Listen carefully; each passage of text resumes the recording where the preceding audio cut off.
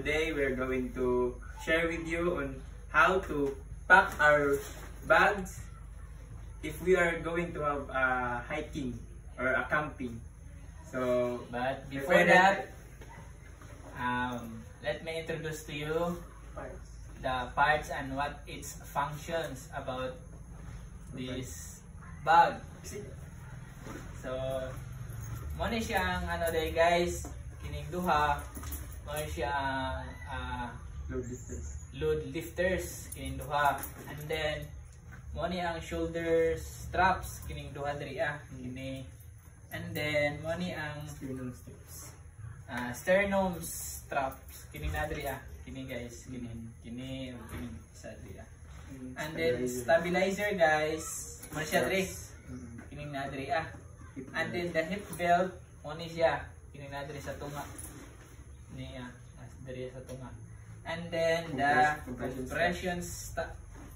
compression straps dara guys mo ni doha ni siya na pay sa baba, so mo ni siya.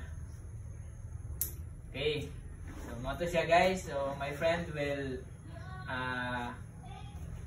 share to you on how to pack the things that it needs to pack.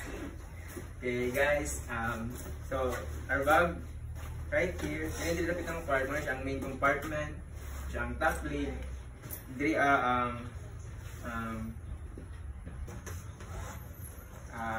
pack sa ito ang mga things guys kung mag-hiking ta. First things first is kailangan ang nasa pinakaubos is mga lightweight, and then sa middle is mga heavyweight, and the top is mga things nga imong needed nimo when you are on a hike. Basta ng mga snacks or water, kailangan sa babaw para easy lang siya ang pagkuha nimo. And first things first, ang atong unang ipack din mga guys is habol. Atong ibutang yung habol ano siya mga ito ibutang. Next is mga heavyweight. So para sa mga ang heavyweight is kasi mga rice. Ang rice is sa mga 3 kilos. Nakabay ito sa na.